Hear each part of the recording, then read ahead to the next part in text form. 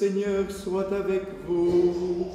Et avec votre esprit. Évangile de Jésus-Christ selon saint Luc. Gloire à toi, Seigneur. En ce temps-là, les foules qui venaient se faire baptiser par Jean lui demandaient « Que devons-nous faire ?» Jean leur répondait « Celui qui a 2 vêtements, qu'il partage avec celui qui n'en a pas, et celui qui a de quoi manger, qu'il fasse de même. » Des publicains, c'est-à-dire des collecteurs d'impôts, vinrent aussi pour être baptisés. Ils lui dirent « Maître, que devons-nous faire ?» Il leur répondit « N'exigez rien de plus que ce qui vous est fixé. » Les soldats lui demandèrent à leur tour « Et nous, que devons-nous faire ?» Jean leur répondit « Ne faites violence à personne, n'accusez personne à tort, et contentez-vous de votre solde. » Or, le peuple était en attente, et tous se demandaient en eux-mêmes si Jean n'était pas le Christ. Jean s'adressa alors à tous. « Moi, je vous baptise avec de l'eau, mais il vient celui qui est plus fort que moi. Je ne suis pas digne de dénouer la courroie de ses sandales. Lui vous baptisera dans l'Esprit Saint et le feu. Il tient à la main la pelle à vanner pour nettoyer son aire à battre le blé, et il amassera le grain dans son grenier. Quant à la paille, il la brûlera au feu qui ne s'éteint pas. » Par beaucoup d'autres exhortations encore, il annonçait au peuple la bonne nouvelle. Acclamons la parole de Dieu. Louange à toi, Seigneur Jésus.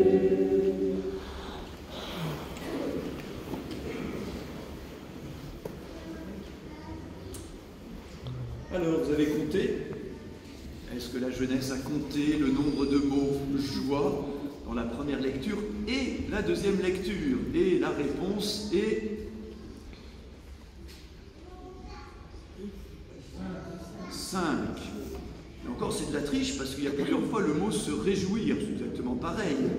Voilà, donc vraiment, frères et sœurs, aujourd'hui, la parole de Dieu insiste sur cette joie qui vient de Dieu. Ah bah oui, mais Seigneur, c'est bien beau de nous dire ça. Mais en ce temps qui précède Noël, nous avons aussi, chacun d'entre nous, des occasions de tristesse, des inquiétudes. Et puis, il faut quand même le dire, la fête de Noël elle-même n'est pas toujours source de joie. Parce qu'on sera peut-être seul à Noël, ou la famille ne sera pas entièrement réunie parce qu'il y a des divisions, ou bien parce que nous portons un chemin de deuil qui est bien difficile. Et à Noël, on va se dire, il va manquer telle ou telle personne qui était là les Noëls précédents. Et donc, frères et sœurs, il y a une sorte de combat dans cette fin du temps de l'Avent, entre la joie qui vient de Dieu et puis toutes ces occasions de tristesse. Et en nous, nous sommes comme divisés. Alors, Dieu nous dit, accueille la joie que moi, ton Dieu, je veux te donner. Autrement dit, Dieu l'emportera en nous si nous le laissons agir, si nous le laissons s'approcher de nous, si nous le laissons, nous donner sa joie. Alors le prophète Sophonie insiste, c'est la joie qui est donnée à Sion, c'est la joie qui est donnée à Jérusalem. Et à ce moment-là, la situation politique, religieuse de Jérusalem n'était guère brillante. Autrement dit, plus il y a de difficultés, plus Dieu veut nous donner sa joie, qui nous renouvelle dans son amour. C'est une joie aussi qui est plus forte que nos tristesses. Alors, frères et sœurs, voilà, nous sommes invités à retrouver en nous, à retrouver aussi dans son Église, cette joie qui vient de Dieu. Alors, on a eu des belles occasions récemment. Notre-Dame, la réouverture, quelle tristesse avait été la nôtre. de voir cet incendie, mais la joie est encore plus grande. Et pour nous chrétiens, ce n'est pas seulement une joie humaine, même si c'est une joie humaine de nous réjouir de ce beau travail, de cette belle œuvre. Plus profondément, nous retrouvons, nous recevons la joie qui vient de Dieu. Et puis voilà, le voyage du pape qui fait encore écho aujourd'hui à tout ce qui peut nous soutenir. Et pas seulement la joie. Saint Paul insiste aux chrétiens de la ville de Philippe, ne soyez inquiets de rien. Parole provocante, frères et sœurs, nous le savons bien.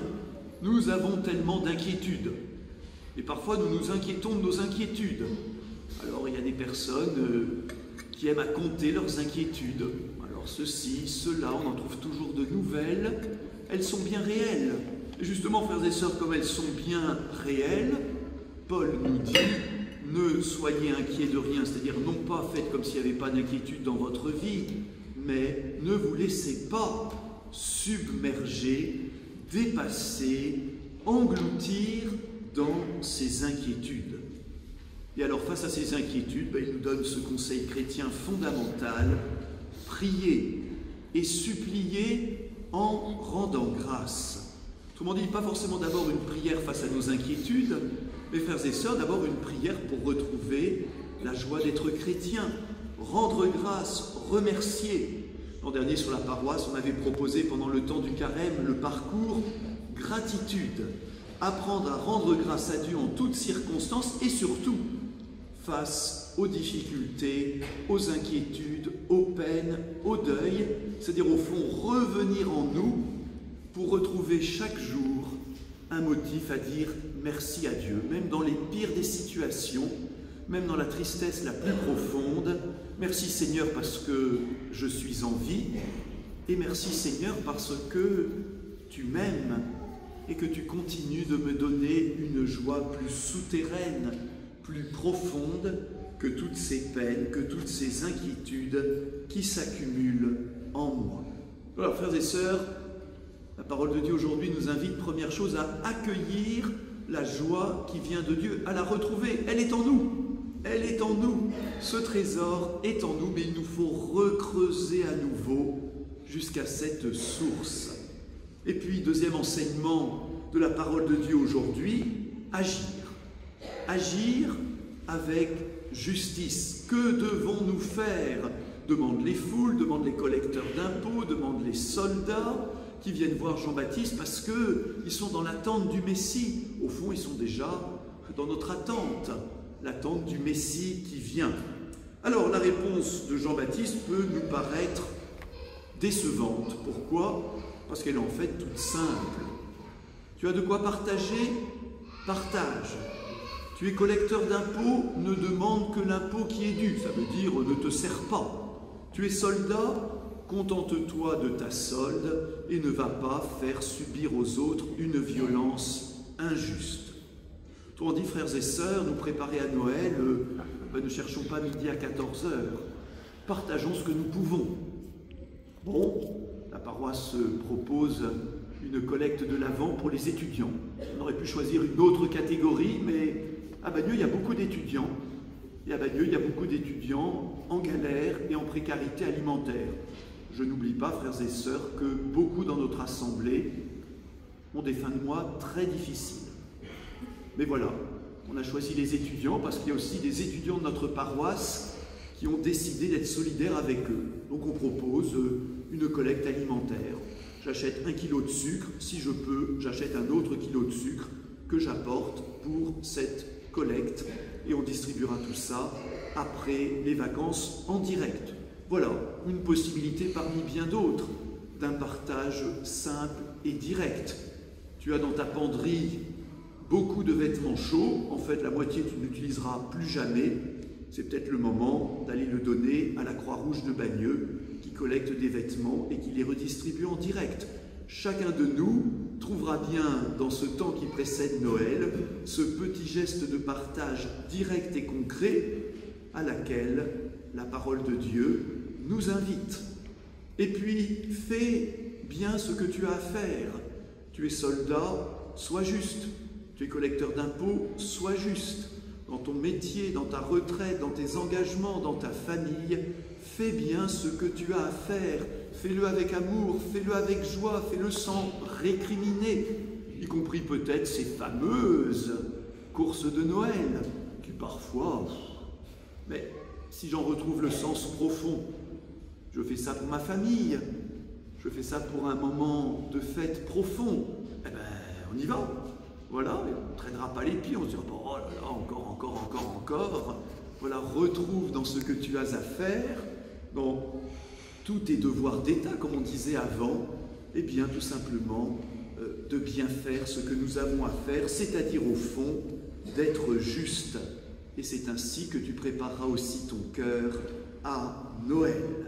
Alors voilà, accueillir la joie de Dieu, agir avec justice en partageant ce qu'il nous est possible de partager pour que enfin puisse se rallumer en nous ce feu dont Jean-Baptiste parle à la fin. Il dit, moi vous savez, je ne suis pas le Messie, je vous donne juste un geste de conversion pour préparer votre cœur, mais il vient celui qui vous baptisera dans l'Esprit Saint et le feu. Le feu c'est pareil, c'est une autre manière de parler de l'Esprit Saint, ce feu de Dieu, ce feu qui nous purifie, ce feu qui nous convertit, ce feu qui nous réchauffe.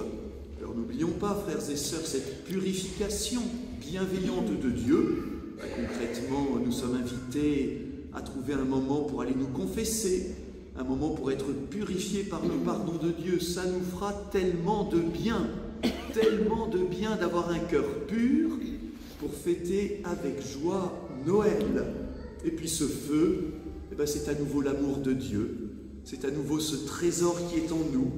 Alors, quand c'est l'hiver, ben s'il y a une cheminée, on met du bois, on allume le feu, on vient s'y réchauffer. Mais en nous, on a une cheminée spirituelle bien plus puissante. Nous avons l'Esprit Saint qui agit en nous et qui met en nous cette joie de Dieu.